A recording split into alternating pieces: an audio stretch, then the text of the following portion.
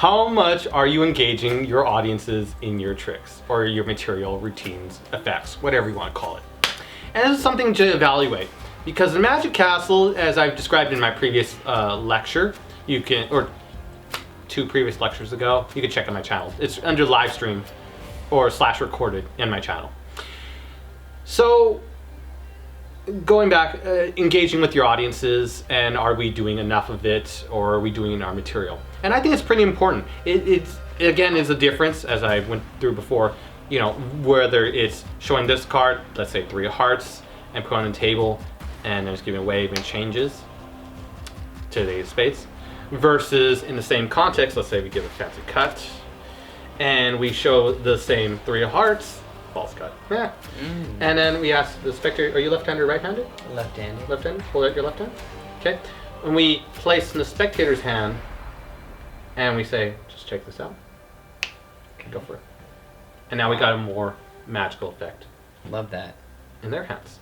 So that's the very basics of audience involvement, but also how can we involve them more in our show? How can maybe the audience can actually shuffle the cards occasionally where allowed, or maybe the audience can, you know, aside from just holding the cards, they can do the dealing process or be more involved. Because it's one thing to just stare at a magician, them doing a trick, and then doing all of it from beginning to end, and it's just like I just stare, I watch, I clap, thank you. That's just I want to say the word basic. You know, I'll say basic B. You guys can fill in the rest. It's just very basic, flatline. Where I make it more personal is where we interpersonalize it, or find a way to interpersonalize it with the spectator. In one example, like self-working card tricks, some of them can be very interesting because if you have the right one, self-working card trick, the spectator can do the whole process, and you could just be chatting with them. As an example, there was one of my, I consider him a mentor. I know he may not, but he was kind of a mentor for me and what I learned from him. His name was Rich Cowley at the Magic Castle, one of the finest performers. In mostly, like he only did like in his entire show, he only did 1 sleight, I believe. Maybe 2 or 3, but his entire show only 3 sleights. Most of his self-working, because he said, as I quote, I like doing, you know, magic that's self-working because I like to stare at the pretty girls. And he would mostly talk and personalize with them, and they would be doing all solo works while just staring at the pretty girls. And everyone was very lavish at the Magic Castle in all contexts. So it would be quite enjoyable, and I can imagine that for that reason it can be quite good. Other magicians would, you know, Magic Castle is just a place to mostly, and I'll probably say this multiple times, it's mostly a place to hone your craft, and maybe test your craft. But after that, Magic Castle doesn't tend to offer anything beyond that necessarily. It was hard to go through management and to scale in there as a performer, at least in my experiences. So it is a place to sort of test out your stuff, almost like an academy, like that way, like try stuff out. Try stuff out, essentially. But once you've tried it out and you already know it works, or you already have the confidence, then Magic Castle, you know, it's more of just a place to enjoy shows, because now you want to take it to the next level and create a business out of it. Right. You've got your confidence. You can graduate from it. Essentially. Okay. See, I didn't know that. That's interesting. Yeah. And because, you know, multiple reasons, but Magic Castle is a business. Sure. And you also have to realize the business aspects of it, where it can be limiting through the trade-offs, per se. Lots of winking. Yeah. And if you create your own business, then you can be able to create your own context and your own trade-offs, and be able to possibly do much more than your own income. Than your own income, or what Magic Castle is currently allowing you to do. And man, there are a lot of rules. And I keep on adding to I was there and I was adding to the rules. I remember when Bob Dorian was alive, he would be always trying to be banning my hats. Just cause? Just cause. He said I hate him. But also partially because he didn't like me. Did he ever make peace with you? Well... When they say I think you're really great, or... he was always rude to me. Damn. Like, I can't say What was his title there? He was the chairman of the Magic Castle Junior program. Okay. That was his special thing. He was very well off. You think he was hard on you because he saw greatness in you? I don't know. Never got that conversation, huh? Never got there. He always started off by cursing me out and then showed niceness. So it's kind of like I don't know, maybe he was a New Yorker. Side thing. I had a talk with the people the other day. I was in a little group and we were having different talks, and this one guy, fellow, said, "Oh yeah, I'm a transplant. I just moved here, but I noticed something." And I go, "What is your observation?" You know, it's kind of funny. An observation about most LA people is that, like, New Yorkers, they tend to be very rough on the outside, but tend to be very caring and soft on the inside. And where LA people tend to be very upfront and very open on the outside, and yet try to find a reason to hate you on the inside. Flaky and hatey. Yeah, and That's I'm like, true. And I'm like, fudge. That's true. And I'm like, wow. And I was just mind blown for like 5 minutes. I was like, whoa. Yeah. He nailed a transplant was able to nail to the core LA personalities. I wonder if that's the Hollywood thing. Smoke and mirrors, you know what I mean? I don't know, but and I'm still thinking about that to this day. I mean, that was just a couple days ago, but to this day. Was that a couple days ago? Yeah, it was just a couple days ago I don't know. He might have said that about New York and LA, but what did he think about Detroit? Chicago style pizza. I'm all about the pizzas. Oh my god, okay. Pizzas, anyways, deep dish. You want to be aware of your personality so you can be able to engage your audience better. See, I tied it in. By being aware of your personality, you can be able to engage your audience. So, on to our next lovely magical segment for our awesome close-up performers.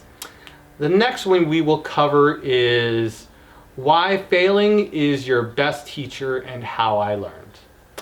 So, quick story. I think everyone might enjoy this. I learned magic when I was 14, 15 years old. I believe it was 14 years old.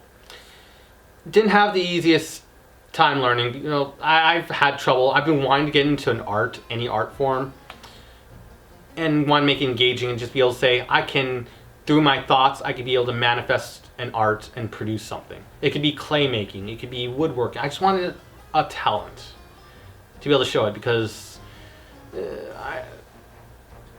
my Perez family tends to speak through our talents, and we tend to be very prideful, and wanting to have a talent to be symbolic of this or a representative of this, I sought out for a talent. And lo and behold, eventually my friend Sean came by and taught me magic, which I'm thankful for. There's a whole story on it. We'll get into that another time. I'll write that down. And it wasn't easy. He actually literally had given up on me twice because I didn't show the most determination. I'll be honest, it was hugely me, because no one saw determination. My progress was so slow. And though I didn't know how to give up. That's the one thing redeeming quality. I just don't know how to give up properly. I just do it whether I like it or not. I'll just keep on doing something. Just because. I just want to see it through to the end, no matter what. And lo and behold, 5 years down the road, when I was about 19, Sean just eventually said, "Okay, Danny, I give up. You're, like you just said to me, you've really gone far." And I'm like, whoa. To hear that kind of accomplishment for someone who, initially didn't have much faith in me, because I didn't, and again, it's not necessarily his fault, because I didn't necessarily show the progress to do it. Everyone was scaling so fast and hard that everyone could do these fancy flourishes. I can do a quick syllable by Daniel Madison, originally by Chris Kenner. They were doing all these fancy flourishes and all these things without even trying, 8-way cuts and everything on like their couple weeks in, and they had all these passion and everything. But one thing I noticed is after a couple of years, everyone burnt out, and I'm just remaining, and I'm like, what? Where is everyone? Where's the passion? You guys were all better than me. Why? Where did everyone go? The talents.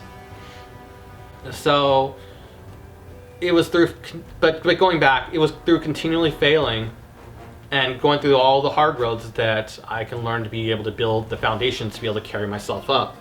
I basically literally went through the trenches and dragged myself through the mud to be able to bring the lessons before you here today to teach what I know or currently know, and want to make everyone, just raise everyone's magic, just be a little bit better. That's my goal, to raise everyone's magic just a little bit better, from love of my heart, from my experiences, through everything I've been through, and why I call it evolving magic, to evolve to the next stage, because I just feel like magic just hasn't gone there. Aside from David Blaine and some regular performers trying to make it, where's the next magician? I haven't seen him.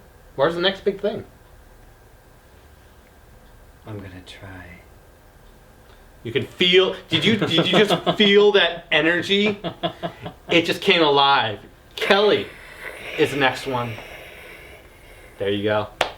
The passion. You never know. You might inspire me. You never know. Who knew? You never know. And Kelly will be kicking so much butt, I'll say butt lightly, with his double T magic and self-working card tricks with a style and flair and personality that will just blow you away. Because he already has the presentation, the pattern. He just needs the medium to do it. That's the only thing holding him back. Teach him a couple things, he's set to just destroy. So maybe Kelly could be the next big thing. Bigger than I ever will. No, regardless, I just want to give from my heart. I'm just here to teach and give. But maybe Kelly's the next big thing. Who knows? I'm serious. We don't know in this world. Everyone gave up on me. They're just like, Danny will never make it far.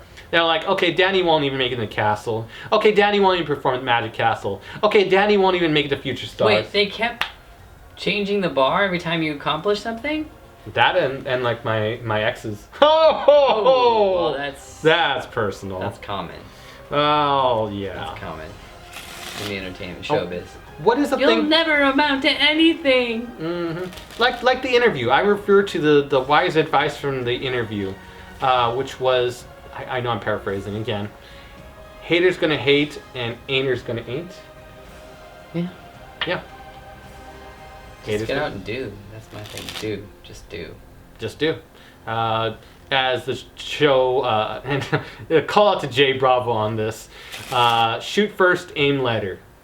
And I think that's some great wisdom. It's one of my favorite things I got from his show, and not in the figurative context of, GUNs, but the context is that, figuratively speaking, just do it and figure it out later, because if you're passionate about it, it doesn't matter. It's just going to work out regardless. Totally agree. I can't say this. Well, I could say this in terms of dating. It's better that you made an attempt than never made an attempt at all. Yeah. You always look back saying, "Oh, I could fail in love." What's the famous quote? It's better to lose in love than to never love at all. There you go. Totally believe it. It's always worth the risk.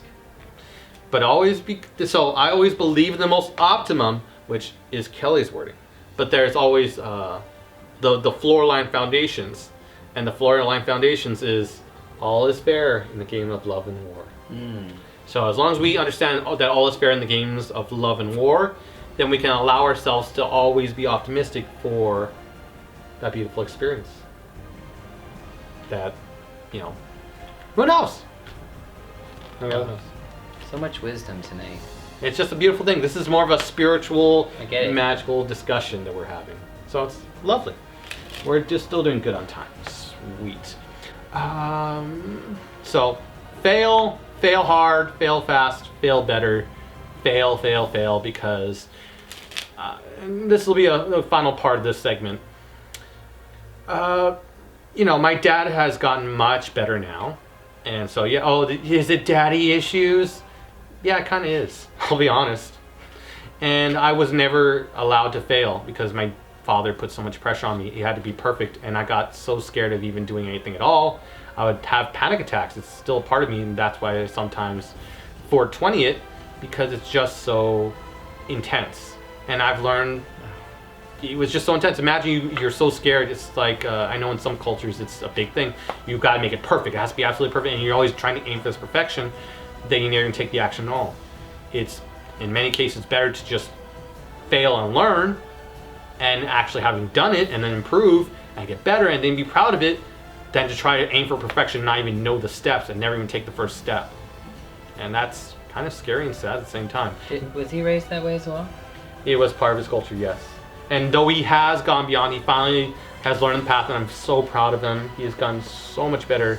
And even he's noticing, he's like rejoicing every day. He's finally learned. It took a long while, and it took a huge thing. And it was for everyone to get it across, but wow, we finally got it across. And again, going back, it's always good to encourage failing, but not ever considering yourself a failure. I may consider myself a dumb, stupid sometimes, or why don't you say the word dumb? You can't we? Yeah, I think That's I can. Not illegal. Yeah, I don't know. YouTube might demonetize it? I don't know. I'll have to edit it. I consider myself silly and stupid sometimes. That's what I'll say, silly and stupid. But at my core, I know it's just loose representation of one of the many fun qualities I have. It's just a little byproduct of it. And I want to be. I want to be able to be free, caring, and loving. Just as you could see Kelly, hopefully we wanted to be able to display Kelly's passionate, natural nature of just being able to wear your heart on your sleeve. Of having good people in your social circles so you can be able to allow yourself to be a representative of your true self, right, of the happiest true nature you can be. And that's ultimately what we want. Imagine you don't even have to pretend or have to do anything. Authentic self. Your authentic self. That's the word. That you can just be you is, I think, a beautiful thing. So through failing and learning and allowing yourself to fail and letting yourself fail, you're able to learn and become better faster. And I think, just personally, failure is a great teacher. So that is that for that segment. Thank you. Okay, so for another magical session for our lovely magicians, the question is, how long should a normal magic act be? And I pretty much answered this before, but I'll just go a little bit detailed before we get into the next one. Is context is the big answer. And like, are you trying to do a big stage show? Are you trying to do a platform show? Are you trying to do a command show? This channel mostly revolves around just close-up effects personalized through this medium and this context. And so you want to suit everything to that context. So I would want to do, things, imagining if it's a very close-up show, I'd want to imagine that I had an audience of up to 30 people, it being suiting everyone correctly, just so they could offer optimum experience, and they could really try to burn me and make it extra fun. And it feels like you're just at home. You want to be in the most comfortable context so you can truly be you, or not have to think about any added details, but just focusing on the performance and your audience, being there with them, really being there, not just saying lines and rehearsing and just regurgitating, but actually maybe changing your presentation or going outside your box to be able to show you're really there with the audience. Mm-hmm. So how long should it be? Well, it really depends on what the manager or people say. Normal, I believe, for cruise ships, it was I know it's crazy to talk about cruise ships right now.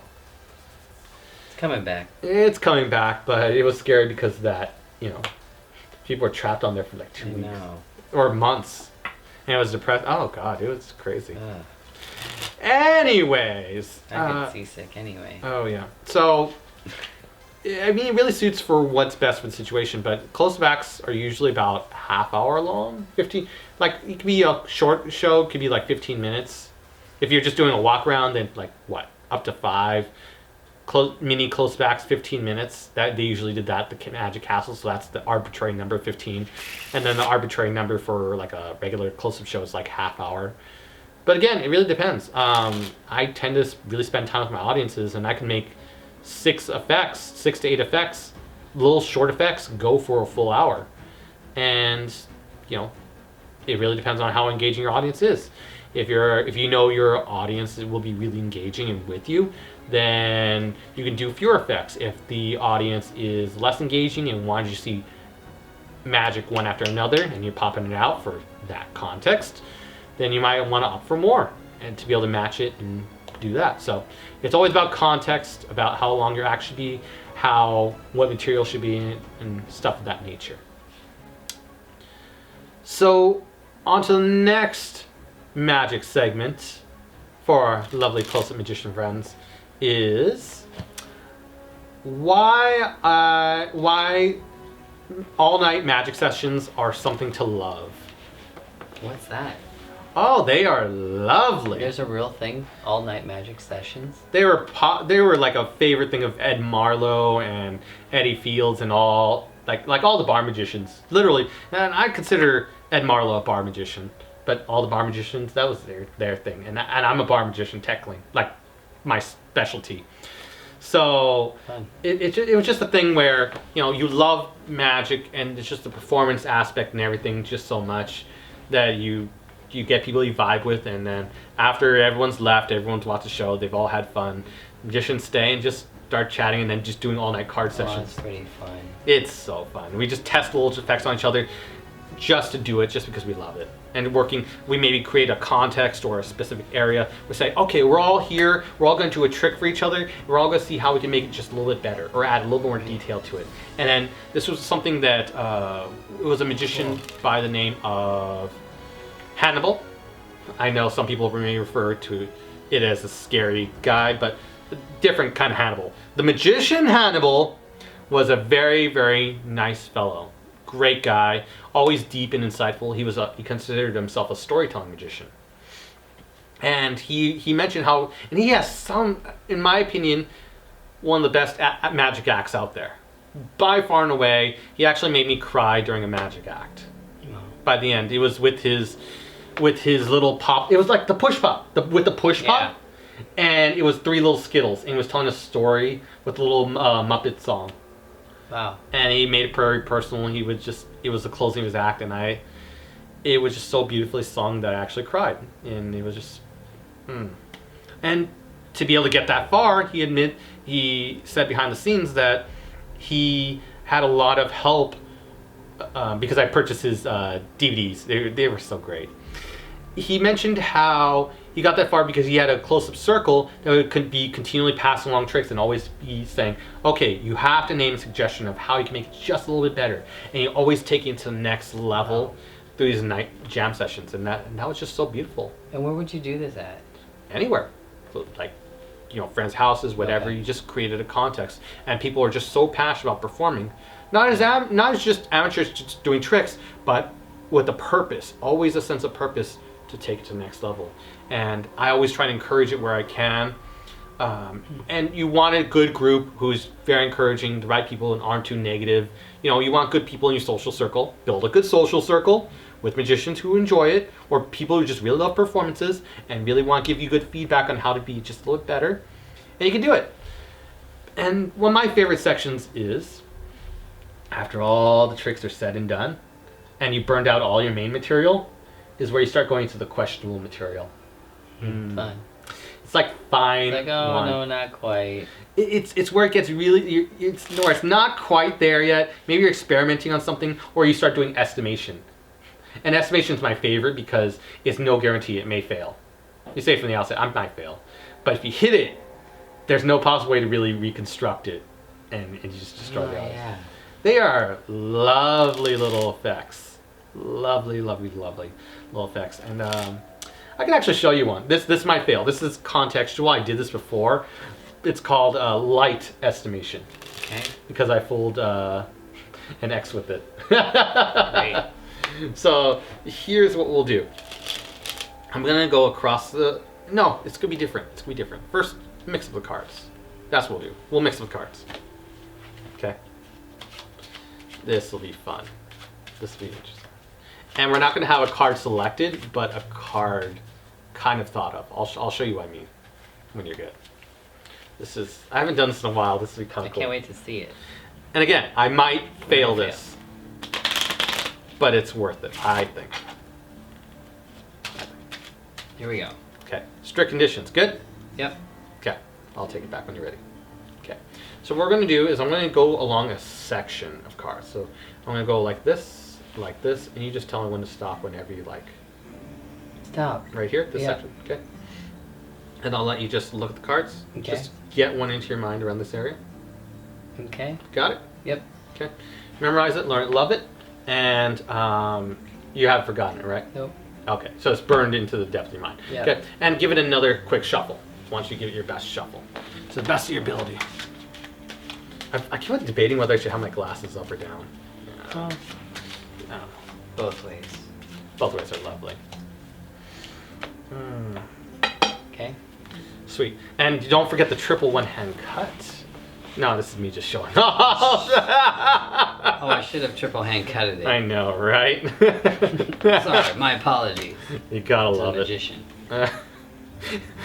No one can be perfect. I'm kidding, though. Okay, so I'm gonna go across the cards, and I'm gonna just I'm gonna take a guess. I'm gonna go across. This will be fun.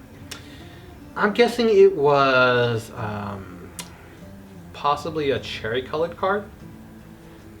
Was No. it? It wasn't black cherry. Okay. I got a couple that come to mind.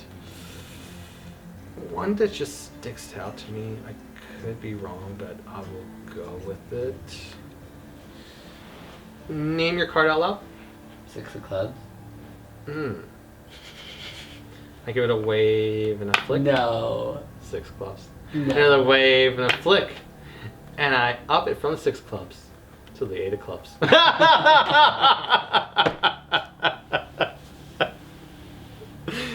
Oh, that's so terrible. That's great. I love. Oh man, I don't even see. I'm actually looking through. I don't even see it in here. Hold on. I think I. No, shut up. Oh wait, hold on. Okay. Hold on. Okay, that's good. Really? Yeah.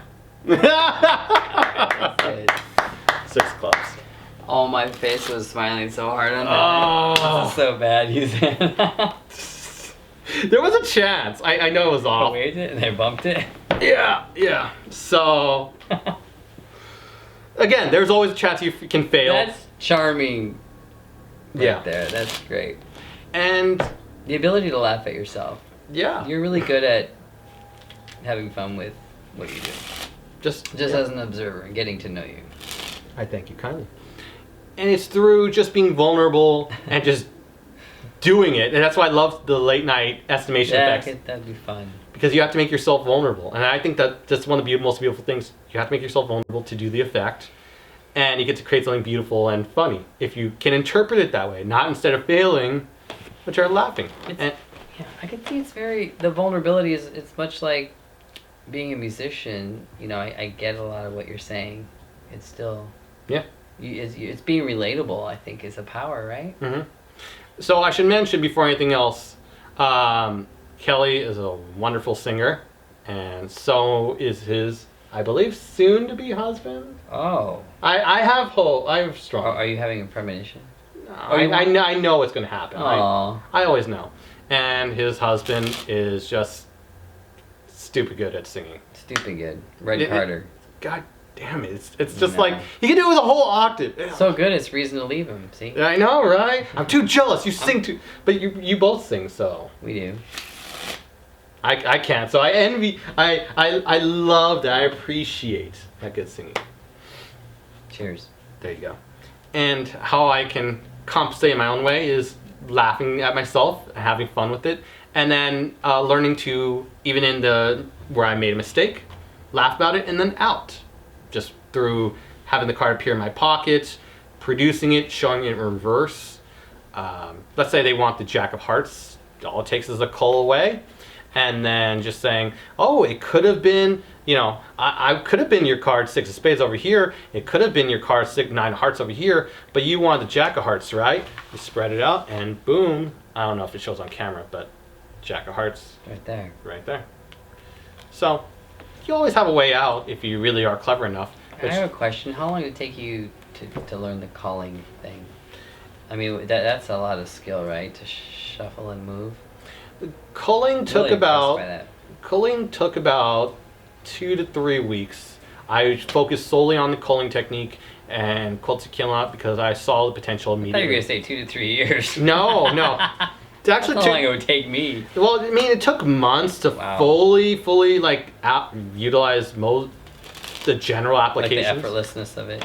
Yeah, it's not that hard, believe it or not. You could actually, I don't want to dare, this would almost be insulting Kultia in an indirect way, but I believe, to my opinion, if you can learn to do a regular spread like this as a total novice knowing nothing, you could learn the cull within about a month to a month and a half at worst. And it's just the easiest thing. Once you learn how to cull, you can cull a whole red-black setup. So Wow. you can do basically anything. You don't need setup and Yeah. be more interactive. So shuffle deck, and I can say, hey, I'm going to do this is my favorite trick I would do for women. And I did this into a longer effect, but I'm going to do it directly as a shorter effect. Okay.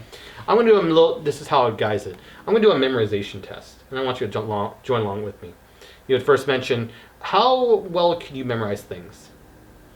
I'm okay. Okay. Not great. I mean, you know, we'll see. Okay. So it's something and I get that. I'm kind of, was original at that point, and I totally relate to that. And it's through practicing, starting at one thing, then two things, then three things, and scaling from there. Even from a shuffle deck, we can be able to slowly scale our memory to it. So I would attempt the effect where I would show all of them, and this is under the guise of calling. 8 diamonds, 2 of clubs, 3 of spades, 4 clubs. I'm going to go silent, but just follow along so you can get the idea. Hopefully the camera can see. I'll turn a little more. Try to get the camera can see the cards, or generally look at the cards. I'll show it up close up after. And then also for Kelly. So 3, okay. And I'll go really fast. So king, 4, 5, 7, 3, queen, 6, jack, 8. It's hard for me to go silent because it's just so much focus. King, king, king, king.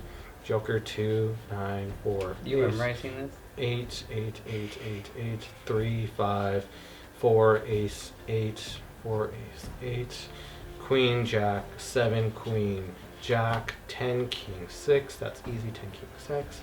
2, 10, 5, 9, 5 hearts, 9 hearts, 5 hearts, 9 hearts, 6, king, 10, ace, 9, jack, 9 of spades. I'm forgetting. 9 of spades, jack clubs. King, 6 diamonds, 2 of spades, 9. 9 of diamonds? 9 diamonds. Where was I? Queen, 7 of hearts, 10 diamonds, 7 of spades. Okay. 10 diamonds. Alright. And then it wouldn't matter whether I move one card top or bottom because they're all in a circular order. Same thing over and over. And through that whole presentation, you can give it a wave, you can give it a snap, you can just literally hand it to a spectator, and the work is done. And they can spread it throughout. You can spread the cards, and you can look for yourself the handiwork. They have all colors separated. Unbelievable. Are you gonna crop that for people to see? Well, no, I'll actually just show it close up to the camera. Okay. I should probably, hopefully it comes up looking perfect. Let me actually pause it for 1 second. And there we go, reset, perfect. So, wow. I'll do a giant fan so generally the audience can see it. And we are sexy. So that was generally an effect I did for the audience. How did we get here? Culling. Culling, yeah, culling. Side segment. Culling is amazing. Support Kultia. I'm not sponsored by him, but he has an amazing DVD. $40, I believe, unless inflation. That's where you learned it for the most part, watching that? Yeah, just watch him, and man, I know why people, it's either you lovingly love the guy, or you lovingly hate the guy. Okay. There is no real middle ground with the guy. You love him, but it's whether you love and hate him, or you love him and love him. And I mean, there was, like Penn, from Penn and Teller, he went on there, fooled him so badly that Penn nearly threw a chair at him. Really? Yeah, he was like, I lovingly hate you so much. I got it. Oh, I suggest that performance clip over and over and over again. Just type in Penn and Teller, Kultia Kinlot performance, Kostya. Just a great show. Check that out. Yeah, so great. Oh, I'll show it to you after. It's so good. Mm. So before we get any further, let's jump into our other segments. Let's see. Are there any left? final one. This is the final Yeah. one. So this is our final segment for the night for our lovely close-up entertainers. Should I ask for feedback after a trick? Oh, this is actually a good one. This is actually a really good one I put on. Should I ask for feedback after a trick? Yes. And while there is a bit of context to that, generally it's good. You get to know from the spectators after the show, like you may get a general claps, and you may have done a good closer, you may have done a good opener, but you may have flashed. And you may have recovered and they thought, okay, it's a pretty good show. Maybe you get general applause, but maybe you didn't get that maximum appreciation for the show you want to provide for the audience, assuming it's done out of not just, for pay or living standards, but also as a loving gesture of communicating your medium or your love and passion through a medium, being cards and coins and stuff of that nature, to the audience. You'd want to be able to best communicate. It's just a way to communicate through this medium to show your passions and that you are an artist. And so it doesn't hurt to ask for feedback or just general opinion to know where it's at. And you can always take it with a grain of salt. You don't have to take it literally. That, again, grain of salt. It becomes more applicable when you're an adult, in my opinion, than when you're a kid. Because as a kid, you're impressionable, you just go with whatever's said. But as an adult, you start developing opinions and you start seeking to validate these opinions, whether they are real or not, and then you start to learn to take them with grains of salt the more we are on this earth. So in the same way, we would want general feedback, so know where the audience is at, so then we can better improve it. Or take it to that next level.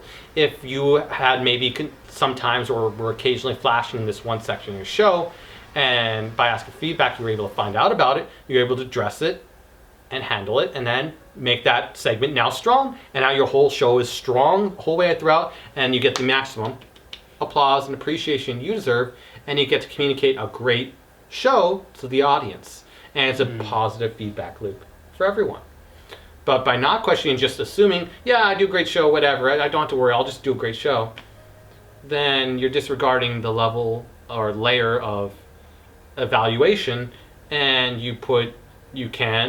it's not that you will, but you could put your show into jeopardy, or just not, it's slowly devaluing from that great place you think it could be, just because maybe you flashed, maybe you said something that may be out of line with some people, or didn't suit a correct context, or who knows. You just want to be in line with the spectator, so both of you are on the same page. And if you're on the same page and it's a great show and everything, then audiences do want to appreciate it. It's because you're giving of yourself to them and they are appreciating it to you, and it's a positive feedback loop. It's always about creating ultimately, what is this all for? Why am I even saying this? It's to create the ultimate experience, and to whatever you perceive it to be. I want to do real magic. Could be one perception. I want to give the most interactive show I've ever done. I want to do this. I want to do this. What is your goal, and how can we get there? And through having maintenance, the maintenance of getting feedback, we can be able to keep our path going towards the optimum, not the perfection, but the optimum of where it could be, to create a great show that everyone can enjoy. Great. And I think that's pretty much it. I got on that. I thank you, everyone, for joining us on this thing. This is Kelly at the lovely Jewelry Heist. I'm Dan from Evolving Magic, and I hope everyone has a wonderful night. Thank you. There we go.